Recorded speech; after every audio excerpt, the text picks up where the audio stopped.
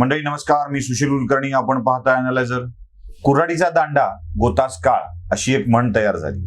ती का तयार झाली तर कुऱ्हाड लोखंडाची असते, पण लोखंडाच्या कुऱ्हाडीला लाकडी दांडा लावलेला असतो आणि तोच दांडा त्या कुऱ्हाडीवर जोर देतो, आघात करायला शक्ती देतो आणि लाकडं पाडण्याची क्षमता त्या लोखंडी कुऱ्हाडीत निर्माण करतो.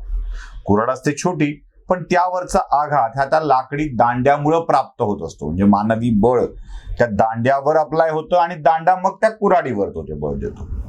म्हणून कुऱ्हाडीचा दांडा गोतास काळ अशी म्हण तयार झाली.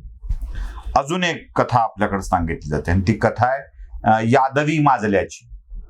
यादवी माजणं म्हणजे काय तर भगवान श्रीकृष्णाच्या यादव कुळात एकमेकांच्या विषयीचा आकस राग इतका वाढला की लोक एकमेकाला मारू लागले, संपवू लागले आणि या एकमेकाच्या भांडणातच यादव कुळाचा संहार झाला अशी कथा देखील सांगितली जाते. म्हणजे आपल्याच वंशाने आपलाच वंशविच्छेद करणे अशी ती कथा आहे.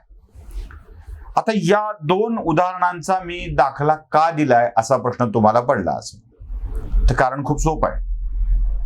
महाराष्ट्रात असलेलं विद्यमान सरकार, ज्याचे मुख्यमंत्री एकनाथ शिंदे आहेत, ते एकनाथ शिंदेच्या सरकारमध्ये कुऱ्हाडीचा दांडा गोतास काळ ठरू नये याची काळजी घेतली गेली पाहिजे आणि यादवी होऊन हे सरकार संपलं नाही पाहिजे याची देखील काळजी एकनाथ शिंदेंनी घ्यावी लागेल. मी सरकार एकनाथ शिंदेंचं आहे असं म्हणतोय आणि एकनाथ शिंदेच्याच गटाबाबत मी बोलतोय, ज्याला शिवसेना असं म्हटलं जातं. आमचं सरकार लोकाभिमुख आहे, लोकांची कामं करतं हे दाखवण्याचा प्रयत्न महाराष्ट्राचे मुख्यमंत्री एकनाथ शिंदे सातत्यानं करत आलेले आहेत. त्यांचा प्रयोग कौतुकास्पद आहे. म्हणजे एकनाथ शिंदे जेव्हा भाषण करतात तेव्हा ते अगदी प्रामाणिकपणे केलंय असं वाटतं. त्यांची विधानसभेतली भाषणं ऐकली, त्यांची बाहेरची भाषणं ऐकली तेव्हा ती अत्यंत चांगल्या अशा स्वरूपाचीच वाटतात. म्हणजे कसलेला मुरब्बी राजकारणी असं न वाटता एक प्रामाणिक निखळ राजकारणी बोलतोय असं वाटत असतं. अर्थात त्यातही त्यांचं मुरब्बीपण स्पष्ट होत असतं. सभागृहात ते बघितलंय. म्हणजे एकेकाची बोलती बंद करताना एकनाथ शिंदे ज्याप्रमाणे बोलत होते ना, त्यात ते कसलेपण मुरब्बीपण होतं. पण सरकार आल्यापासून म्हणजे एकनाथ शिंदे महाराष्ट्राचे मुख्यमंत्री बनल्यापासून असा कुऱ्हाडीचा दांडा तयार झालाय का, त्या लाकडाचा कुऱ्हाडीचा दांडा तयार झालाय का हे बघितलं पाहिजे. एकनाथ शिंदेच्या आजूबाजूला असलेली मंडळी त्यांचं नाव वापरून किंवा त्यांच्या जवळ असलेला आपला प्रभाव वापरून राज्यात वाटेल ते करण्याची क्षमता त्यांच्यामध्ये आहे असं दाखवू लागलेत का? नुकताच काही गोष्टी समोर आल्या. म्हणजे IAS अधिकाऱ्यांची नियुक्ती असो, IPS अधिकाऱ्यांची नियुक्ती असो, या नियुक्तीच्या मध्ये आपापल्या सोयीचा अधिकारी योग्य ठिकाणी बसावा यासाठी प्रयत्न करणाऱ्यांचं एक मोठं कोंडाळ राज्याच्या मंत्रालयात निर्माण झालंय का, जे एकनाथ शिंदे यांना कन्व्हिन्स करण्याचा प्रयत्न करताय की साहेब हे झालं पाहिजे. मला काही नियुक्त्या या जराशा आश्चर्यकारक वाटल्या नुकत्याच झालेल्या, आणि त्यासोबतच काही आश्चर्यकारक चर्चा देखील ऐकायला आल्या. म्हणजे मुंबई हे अशा चर्चांचं माहेरघर आहे. अनेक लोक, अनेक पोलीस अधिकारी आपापल्या नियुक्तीसाठी थेट मुख्यमंत्री कार्यालयामध्ये संपर्क साधतायत. म्हणजे खरं तर गृह मंत्रालयाच्या अखत्यारीतील या विषयामध्ये मुख्यमंत्र्यांनी आपली फाईल क्लिअर करावी यासाठी काही प्रयत्न होताना दिसत आहेत. पण या लोकांना अभय देणारी मंडळी ही कोण आहेत हे देखील शोधलं पाहिजे.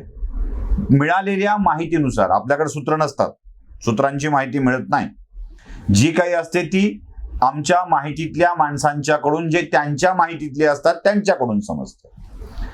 मिळालेल्या माहितीनुसार एकनाथ शिंदेच्या आजूबाजूच्या मंडळींच्या पैकी काही मंडळी ही पोलीस अधिकाऱ्यांशी, IAS अधिकाऱ्यांशी संधान साधून योग्य व्यवहार करून एकनाथ शिंदेच्याकडून त्या अधिकाऱ्याला नियुक्ती मिळेल याची व्यवस्था करण्याचा प्रयत्न करतात.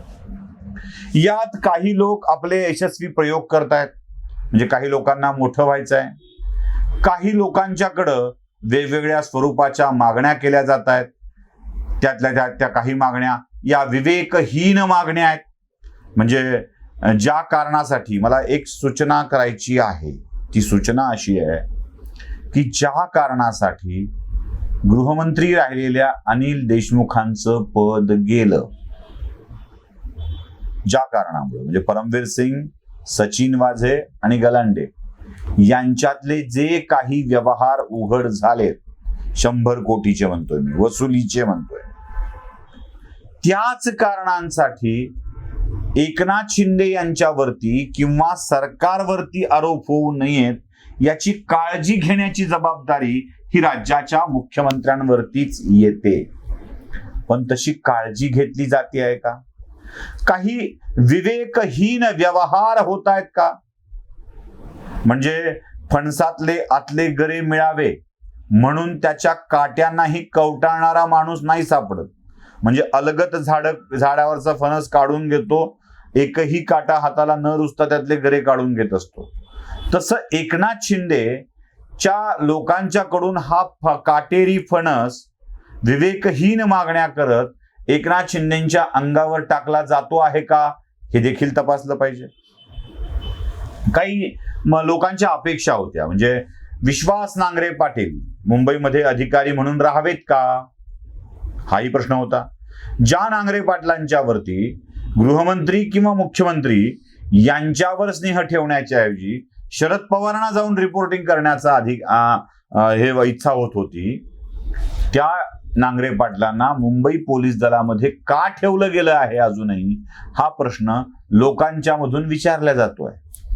त्यासोबत मधल्या काळामध्ये काही अधिकारी जे मागच्या सरकारच्या मंत्र्यांच्या जवळ होते, त्यांनी आता परत मंत्रालयात मुख्यमंत्र्यांच्या कार्यालयात खेटे घालायला सुरुवात केली आहे. त्या अधिकाऱ्यांना देखील जवळ कोण घेत आहे हा देखील मोठा प्रश्न या निमित्ताने उपस्थित होतोय.